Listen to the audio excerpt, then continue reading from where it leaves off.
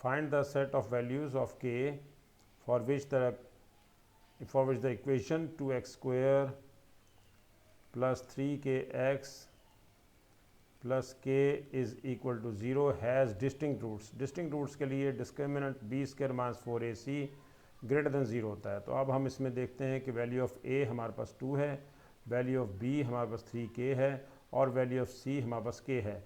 हम इसमें डिस्क्रिमिनेंट लगाते हैं B square minus 4ac greater than 0। b की वैल्यू हमारे पास है 3k square minus 4, value of a हमारे पास 2 है, वैल्यू ऑफ c हमारे पास k है। इसमें हम ओपन करते हैं ब्रैकेट्स को कि 9k square minus 8k greater than 0।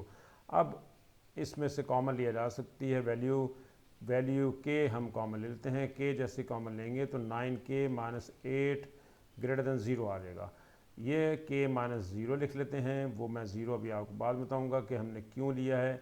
9 common ले लेते हैं, 9 से डिवाइड कर देंगे, जो कॉमन लेंगे उसी से ही डिवाइड करना होता है। ये कैंसिलेशन हो गई इसकी, और 9 को राइट साइड पे शिफ्ट कर देंगे। जैसे 9 राइट साइड पे शिफ्ट होगा वो 0 है, 0 से डिवाइड होगा, 0/9 0 ही होता है। k minus 8/9 greater than 0। अब केस हमारे पास आ गया x minus a, x minus b, ये दो फैक्टर्स हैं जो कि ग्रेटर देन 0 हैं और a इसमें लेस देन b है। फर्स्ट वैल्यू सेकंड वैल्यू से लेस है। जैसे यहाँ पर 0 जो है वो 8/9 से लेस है, 0 नहीं था, हमने 0 यहाँ पर इंट्रोड्यूस करवाया। k माइनस 0 या k एक ही बात होती है, तो k माइनस 0, क्योंकि हम किस से कंपेयर करते हैं। अब हमें पता चल गया कि 0 इज़ की वैल्यू जो है वो 8/9 से लेस है, तो हमने 0 को हमने पहले लिख लिया है। और आंसर जब आएगा इस केस में वो x हमेशा लेस देन a होगा और x हमेशा ग्रेटर देन b होगा। ये रियल लाइन है, रियल लाइन में लेस वैल्यू पहले लिखेंगे और फिर ग्रेटर है और आंसर राइट पे जाएगा और आंसर लेफ़्ट पे जाएगा। तो x का आंसर, k का आंसर जो है वो लेस देन 0 है। इस तरह से यहाँ से भी k का आंसर अगर निकालते हैं तो 8/9 से ग्रेटर है। यही दो आंसर्स थे k के, हमें सेट ऑफ वैल्यूज़ रिक्वायर्ड थी, ये हमने फाइंड आउट कर ली। और 2017 मार्च का ये पेपर था, क्वेश्चन नंबर QP 1-2 था, क्वेश्चन नंबर 1। ये आंसर्स हमारे पास आ गए हैं और 8/9 की जगह पर आप 0.8889 भी लिख सकते हैं। Next question number 14। Question number 14 में पार्ट ए है। पार्ट ए में वो कह रहा है find the values of constant m for which the line y is equal to mx plus y is equal to mx is tangent to the curve. Tangent है तो इस case में डिस्क्रिमिनेंट हमेशा b square minus 4ac equal to 0 होगा। तो हम सबसे पहले कर्व की इक्वेशन को लिख लेते हैं। कर्व की इक्वेशन है y is equal to 2x square minus 4x plus 8 और स्ट्रेट लाइन की इक्वेशन है y is equal to mx। अब इसमें वैल्यूज़ लगाते हैं, 1 और 2 इक्वेशन है, इनको इक्वेट कर देते हैं। Equating these two, equating 1 and 2, second और फर्स्ट इक्वेशन को हमने इक्वेट किया। y की वैल्यूज़ हैं, दोनों y के इक्वल हैं तो दोनों आपस में इक्वल हो गई। 2x square minus 4x plus 8 is equal to mx। अब हम इसे स्टैंडर्ड फॉर्म में लेकर आते हैं, इस लाइन को, इक्वेशन को, जो कि हमने बनाई है कर्व और स्ट्रेट लाइन से, और क्वाड्रेटिक इक्वेशन को हम बनाने के लिए क्वाड्रेटिक फॉर्म में, स्टैंडर्ड फॉर्म में mx को लेफ़्ट साइड पे ले आते हैं और लेफ़्ट साइड पे 8 पहले से मौजूद था, वो हमने एज इट इज़ लिख दिया। इसमें से हम x कॉमन ले लेते हैं, m प्लस 4 आ जाएगा, x कॉमन आ गया। और अब आपके पास ये एक आपके पास इसमें वैल्यू बन गई है जिस पे आप डिस्क्रिमिनेंट अप्लाई कर सकते हैं। यहाँ पर a, वैल्यू ऑफ a हमारे पास 2 है, वैल्यू ऑफ b जो है वो माइनस m प्लस 4 है और वैल्यू ऑफ c इसमें 8 है। हम इसमें डिस्क्रिमिनेंट लगाएंगे। डिस्क्रिमिनेंट हमारे पास है b square minus 4ac equal to 0, क्योंकि ये टेंजेंट लाइन है तो b square minus 4ac equal to 0। तो वैल्यू ऑफ b पहले लगाते हैं, minus m plus 4 whole square minus 4a की वैल्यू 2 है और c की वैल्यू जो है वो इसमें 8 है, इज़ इक्वल टू 0। स्क्वायर लेने से ये माइनस ख़त्म हो जाता है, m प्लस 4 होल स्क्वायर आ गया, माइनस 8 और 8 दोनों मल्टीप्लाई हो जाएंगे, 64 डायरेक्ट भी लिख सकते हैं।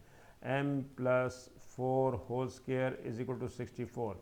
अब स्क्वायर रूट ले लेते हैं बोथ साइड्स और ये स्क्वायर रूट लेने से प्लस माइनस 8 आ गया। फर्स्ट टाइम आप इसमें 8 ऐड कर दें और सेकंड टाइम जो है वो आप इसमें से 8 को सब्ट्रैक्ट कर दें -8, एक दफ़ा +8 लेंगे और एक दफ़ा -8 हम ले लेंगे, जिससे हमारे पास m के दो आंसर्स आ जाएंगे। 8 - 4 करने से 4 रह गया और यहाँ पर -4 इधर लेकर आएंगे तो ये -12 आ गया। m के दो आंसर्स हमारे पास आ गए, एक 4 आ गया और सेकंड आंसर आ गया -12। हमें 4 और -12 ही चाहिए। नेक्स्ट पार्ट है पार्ट बी। पार्ट बी में वो ये कह रहा है कि एक आपको फंक्शन दे दिया है और फंक्शन क्या है, function f of x is equal to x² plus ax plus b, यानी फंक्शन आप इसको y सपोज कर सकते हैं, इसका नाम y। बेसिकली ये y इज़ इक्वल टू हमारे पास इक्वेशन जो बनी है y इज़ इक्वल टू हम कह सकते हैं कि x² plus ax plus b है।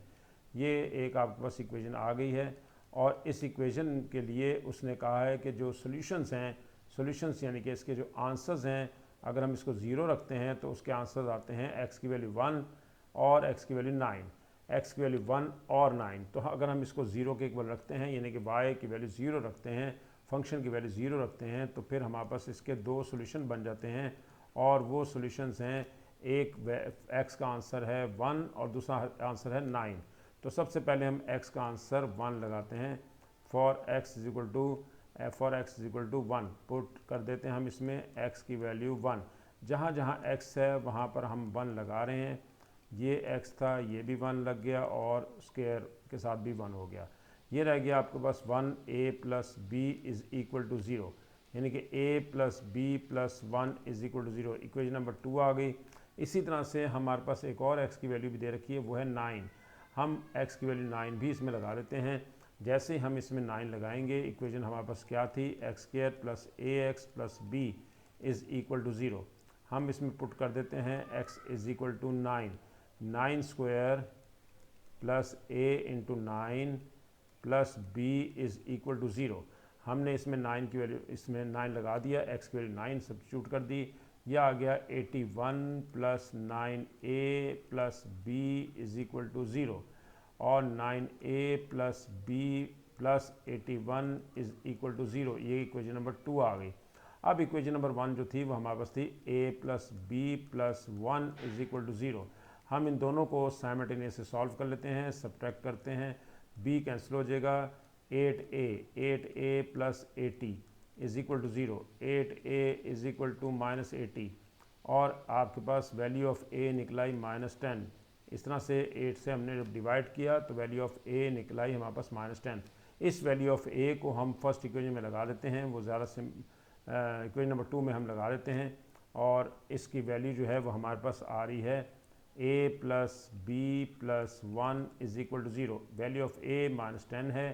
वैल्यू ऑफ a लगाने के बाद हमारे पास b की वैल्यू निकलाती है, b की वैल्यू है 9 -9, b इज़ इक्वल टू -9। ये इस तरह से आपके पास -10 था, -10 यहाँ पर -9 आएगा और +9। वैल्यू ऑफ b जो है वो हमारे पास +9 है, क्योंकि -10 प्लस 1 -9 होगा और वैल्यू ऑफ b आपके पास आ गई 9। वैल्यू ऑफ b भी आ गई, वैल्यू ऑफ a भी हमें निकालनी थी, दोनों फाइंड आउट हमने कर दी हैं। अब वो कहता है कि the coordinates of the vertex of the curve y is equal to f of x। Part B में वो कह रहा है find the coordinates of the vertex of the curve y is equal to f of x। Curve दिखते रहते हैं, curve की equation क्या थी, कर्व की इक्वेशन थी y is equal to x² plus ax plus b, y is equal to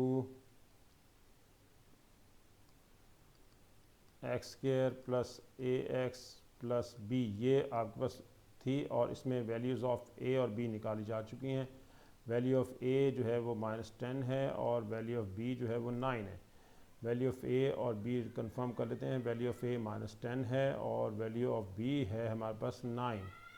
दोनों values हम यहाँ पर लगा दी हमने। अब ये इक्वेशन बन गई है। वर्टेक्स निकालने के लिए हमें कंप्लीटिंग स्क्वायर करना पड़ता है और इसका कोफिशिएंट -10 को मल्टीप्लाई करेंगे 1/2 से और इसका स्क्वायर लेंगे।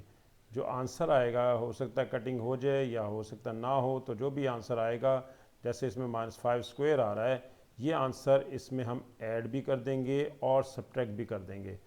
और ये -5 स्क्वायर जो है वो सेम होता है जो 5 स्क्वायर है, क्योंकि स्क्वायर खोलेंगे तो वो 5 स्क्वायर ही आएगा।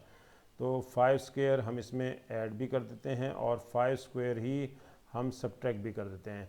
इस तरह से ये कंप्लीट स्क्वायर बन गया x माइनस 5 होल स्क्वायर, और बाहर जो है वो 9 माइनस 25, 9 माइनस 25 हमारे पास क्या है, -16 है।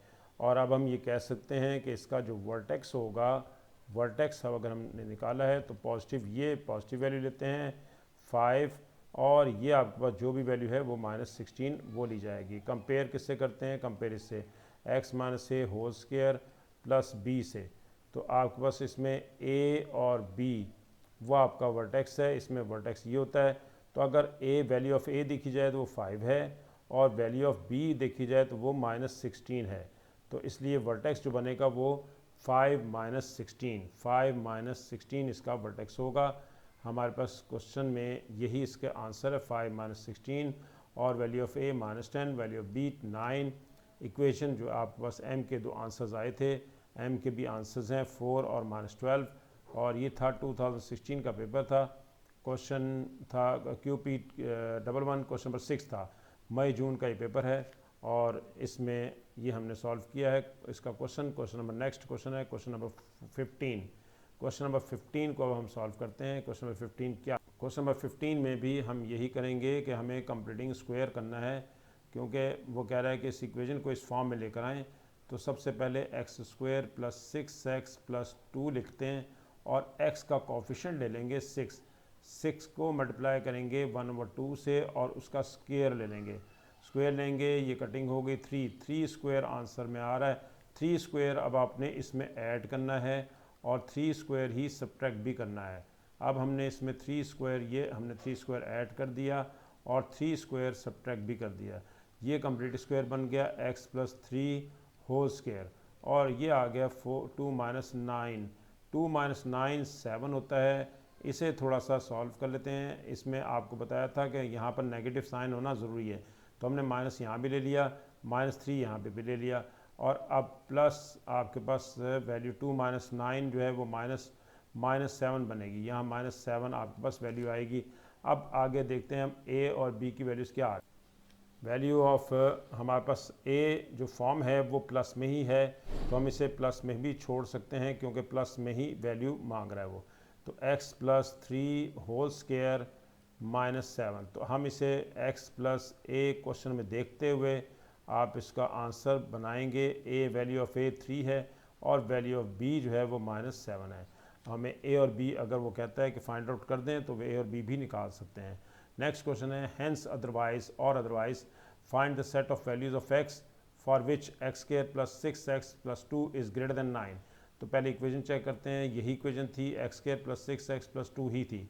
तो और x square plus 6x plus 2 का जो वैल्यू दे रखी है, इनइक्वालिटी गिवन है, x square plus 6x plus 2 greater than 9 है, और x square plus 6x plus 2 अभी हमने कंप्लीटिंग स्क्वायर किया था, वो हमारे पास आया था x प्लस 3 होल स्क्वायर -7। ये आपने अभी थोड़ी देर पहले इसको कंप्लीटिंग स्क्वायर किया था, और इसकी वैल्यू को हमने यहाँ लगा दिया। अब 7 को हम राइट साइड पे शिफ्ट कर देते हैं।